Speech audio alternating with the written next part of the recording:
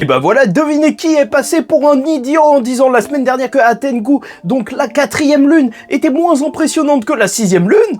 Bah c'est moi, parce que cette semaine, c'était juste incroyable la pression que j'ai ressentie face à cette 4e lune qui est juste flippante. Mesdames et messieurs, ici Chaz et on se retrouve aujourd'hui pour la review de cet épisode 7 de la saison 3 de Demon Slayer, donc les véritables monstres. Et encore une fois, une review sans montage particulier, vous êtes sur la chaîne secondaire Serial Chaz le Phénix, mais toujours autant de passion. Et parlons directement de ce nouveau corps qui est apparu. Vous me l'aviez dit en commentaire la semaine dernière que il fallait que je fasse attention à cet épisode et vous aviez raison, vous aviez totalement raison, merci à vous. La haine, si je me souviens bien, et là, c'est vrai que ça marche assez bien, puisque Tanjiro, on le retrouve directement qui essayait de couper la tête de ce mini truc qui était en train de se promener, puis il va se faire attaquer directement. Tu vois, il s'envole, il se prend des bouts de bois. Bon, certes, c'était des dragons, et en soi, les dragons de bois, c'est quelque chose d'assez énorme, et si on replace ça dans le contexte de Demon Slayer, c'est quand même une des plus grosses attaques qu'on ait vues dans le manga, parce que c'est vrai que si t'es habitué à voir plein de mangas différents, bah, voir des grosses attaques comme ça, élémentaires, des gros dragons de bois, des choses comme ça, bah bien sûr, ça te fait penser à Hashirama Senju dans Naruto, sauf que dans Demon Slayer, c'est juste des mecs qui se battent avec un katana face à ça. Donc oui, ça reste quand même assez gros. Mais bon, en soi, c'était juste une attaque, hein. Il n'y avait rien d'assez impressionnant. Mais à partir du moment où on nous a révélé ce nouveau corps, oui, la pression était réelle. Et ça, c'était juste une question de mise en scène. Une question qui a été bien répondue par le studio. Parce que vraiment, la pression qu'on a ressentie, juste par, certes, ok, il y a le visuel du bonhomme, mais est-ce que le visuel suffit à te lâcher de la pression? Non, son discours, l'OST, la manière dont l'animation a porté le truc, tu vois, même Tanjiro qui arrive même plus à respirer face à cette lune, alors que leur pouvoir c'est le souffle. Oui, ça marche extrêmement bien, avec même un Genya qui raconte ouais, en fait, j'ai cligné des yeux, le mec il s'est ramené, il a commencé à bouffer les autres. Enfin, tu vois, une véritable scène d'horreur. Et purée, qu'est-ce que ça marchait bien! Qu'est-ce qu'on a eu de la pression lorsqu'il a été révélé! Vraiment, là, un ennemi largement à la hauteur d'une saison de Demon Slayer. Tu me dis que c'est la 4e lune? Là, je te crois. Tu me dis que la 4e lune, c'est le petit mec chauve qui est en train de courir dans tous les sens? Ah, je te crois pas trop. Mais là, là, on m'a eu, bien évidemment, et certes, en fait, il va y avoir un petit discours entre les deux et peut-être c'est là que l'opposition, elle va réellement se jouer parce que pour lui, donc Tanjiro, c'est un traître, tu as attaqué une personne qui était faible, en train de pleurer, et tu n'as pas honte. Et là, alors que Tanjiro, tu vois, il fait sa crise cardiaque. Et il entend ça et il fait « Excuse-moi, pardon, pardon ». Et il va commencer à se vénérer, ouais, bien sûr, en fait. Il peut dire ça, mais quel culot! Quel culot! Alors que lui, en fait, est un démon qu'il a mangé peut-être des centaines de personnes qui l'empestent le sang. Il dit que c'est Tanjiro qui devrait avoir honte d'attaquer des faibles. Le véritable monstre. Qui est-il? Bah c'est sûr que c'est pas Tanjiro, c'est eux, ouais.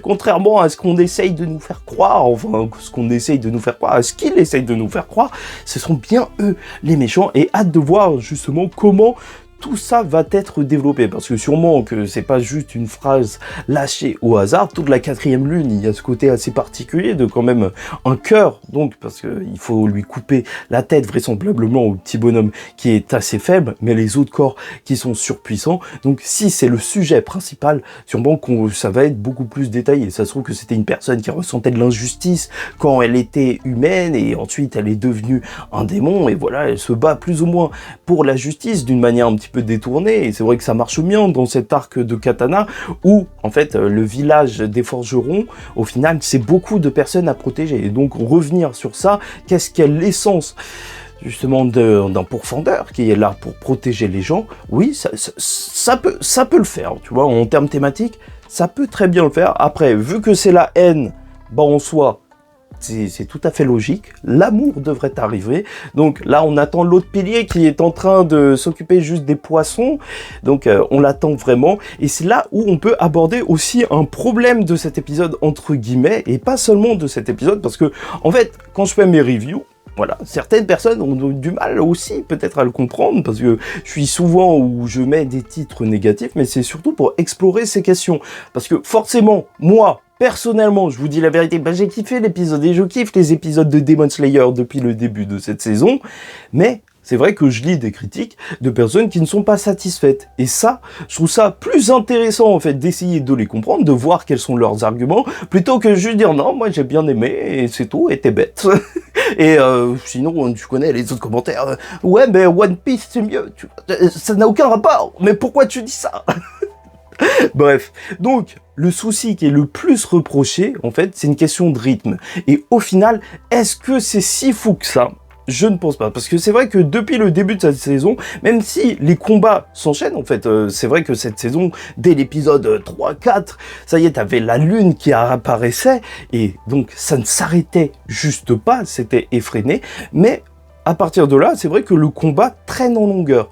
Tu vois Tanjiro qui se battait dans la forêt contre l'homme pigeon, au final, c'est vrai que ça a duré un petit peu de temps, et certes, chaque épisode, t'as quand même des scènes grandioses à chaque fois, je ne dis pas le contraire, mais c'est long, voilà. C'est tout simplement, en fait, si tu vois et si tu résumes l'épisode à comment ils ont avancé, il s'est pas passé grand-chose. Là, je te dis, en gros, là, cet épisode 7, voilà, prenons ça pour exemple, qu'est-ce qui s'est passé? À Tengu, on a découvert qu'il avait un autre corps qu'ils vont devoir combattre, et t'as Tokito Muichiro qui va sortir de la bulle. Voilà, c'est pas si énorme que ça. Après, certes, il y a du développement et compagnie, mais c'est ce qui fait sûrement, en fait, que le rythme, ou en tout cas le ressenti, est peut-être moins bon que la dernière saison, qui avait une véritable montée en tension, puis ça y allait. Mais apparemment, c'est aussi un problème du manga, et là, ils ont essayé d'étirer le truc aussi, peut-être pour les durées des épisodes, vu qu'il va y avoir 11 épisodes, dont un double épisode à la fin.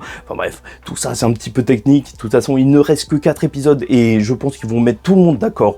Vraiment, même si moi, je suis d'accord pour le début de cette saison, là, la fin de la saison, c'est sûr qu'ils préparent un final grandiose. En vrai, Demon Slayer, ils ont compris comment ça marche de nos jours, en fait, l'animation, malheureusement, c'est ça, en fait, même les épisodes mid, il faut que tu mettes une grosse scène, et tout le monde va juste parler de la grosse scène et dire que c'est incroyable, même si le reste est plutôt moyen. Enfin bref, voilà. On y est, les épisodes prochains seront exceptionnels. D'ailleurs, je t'invite à liker ou disliker la vidéo, commenter, donner ton avis en commentaire et t'abonner si tu n'es pas encore abonné à cette chaîne. Oui, pourquoi pas, parce qu'on va suivre cette saison jusqu'à la fin, bien entendu, et même les futures saisons. Tokito Muichiro, là, le grand mystère, c'est qu'il va sortir d'une bulle, et déjà, c'est appréciable de voir que Tanjiro, il a eu une grosse impact sur lui, parce que c'est justement en se préoccupant de ce jeune forgeron qui essaye de le sauver, et ça, c'était triste, parce qu'il s'est fait battre par juste un poisson qui ressemblait à Icrapin, tu vois, un petit poisson en mode crevette qu'il l'a juste battu, comme quoi ils sont faibles les humains, purée qu'est-ce qu'ils sont faibles. Et d'ailleurs, je sais pas si vous le savez, mais sur Twitter, sur le Twitter mondial, donc les gens ont dit que c'était un poisson français, juste parce qu'il avait une petite moustache et tout, avec des ciseaux, je sais pas.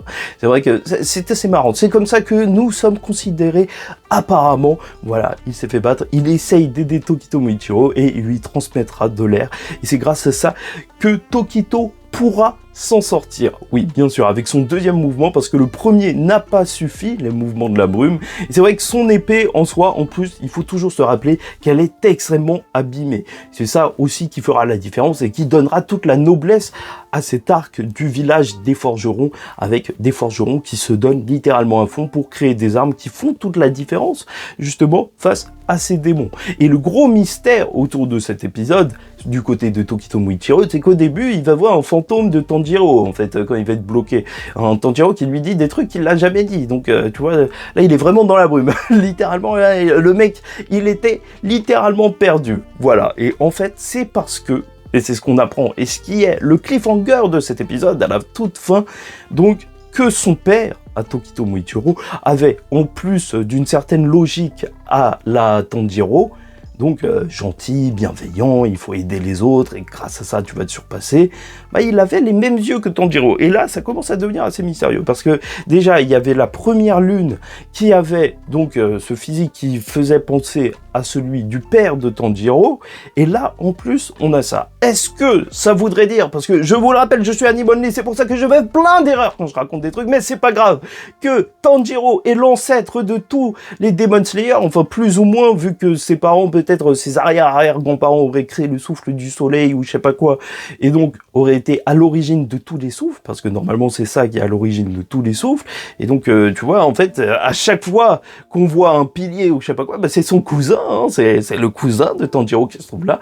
Peut-être bien. Ouais, là, c'est aussi un arc qui va revenir sur les origines, et de toute manière, c'est sûr et certain qu'on en apprendra plus sur les origines de Tanjiro, que ce soit à travers le nouveau katana qu'il va obtenir, ou même l'introduction de cet arc qui a été fait avec la réunion, justement, de ces lunes sanguinaires qui...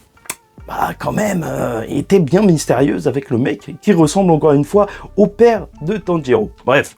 Voilà, et il y a tout le côté artiste avec Aganezuka, je sais plus s'il s'appelle comme ça, si, il me semble bien, le forgeron qui ne s'arrêtera pas de s'occuper de la lame qui était cachée. Donc une lame sur laquelle il est inscrit quelque chose, on sait pas c'est quoi, sûrement un truc, démons, défonce les démons, sûrement, tu vois, un truc simple, hein, ou paix sur toi, ou bonne journée, tu vois, je sais pas ce qu'il peut y avoir écrit, en tout cas, ça le motivera.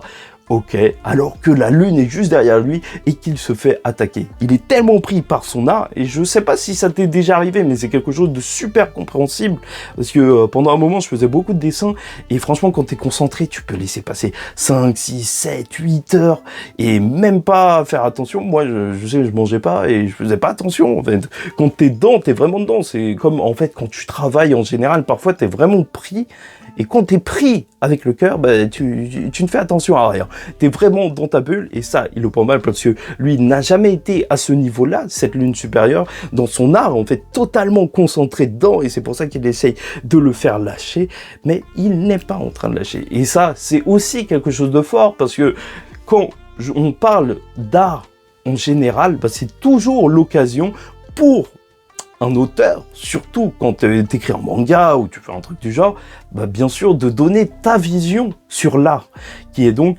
là l'art passionné, tu vois. En vrai, quand il a écrit ça, le mec là, l'auteur de Demon Slayer, il a dû se dire, mais c'est ça en fait, les meilleurs mangakas, c'est sûrement ceux qui se donnent à fond, qui font attention à rien du tout autour d'eux. Oui, peut-être que Demon Slayer était mal aimé au début, enfin après il y a une longue question de publication et tout, il y a eu tout un système éditorial qui a fait que ça a pété, avec des tomes en tirage limité et compagnie, mais je vous renvoie vers d'autres grosses vidéos sur le sujet.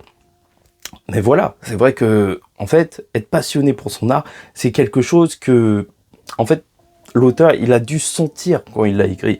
C'est pour ça que tout l'arc des forgerons, je pense qu'il aura vraiment cette saveur particulière où il y aura une présence, une vraie présence de l'auteur dans celui-ci et dans son message à travers les katanas. Moi, je te dis que les forgerons, il y aura ça va être centré sur ça. Encore une fois, les armes, c'est créé en portant les espoirs des forgerons, des gens faibles, pour que des gens les défendent. Bien sûr, c'est une contribution en quelque sorte, esprit shonen. Tout le monde se met ensemble pour battre l'ennemi, même ceux qui ont l'air pas trop utiles, tu vois, les forgerons, on n'y pense pas forcément dans les mangas, mais en même temps, c'est pas forcément des mangas sur les épées qu'on suit, donc là, c'est assez important, et ça devrait marcher, hein. Peut-être que Tanjiro, il reviendra par ici, au final, parce que cette histoire d'épée, au bout d'un moment, il faut qu'il l'apprenne, et il y a tellement un build-up autour de ce katana, que si Tanjiro il l'utilise pas lors de cette saison, moi je te dis à la fin de la saison il va recevoir le katana, il va réussir à couper la petite tête du petit chauve qui arrête pas de courir dans tous les sens avec cette épée, c'est sûr, c'est sûr. Enfin bref, là pour l'instant, apparition de cette nouvelle lune, enfin nouvelle lune entre guillemets, qui est juste impressionnante, et reste à voir ce que Tanjiro va faire alors que tout le monde flippait, tout le monde tremblait face à lui, et que maintenant il est énervé. Voilà, là ça va saigner.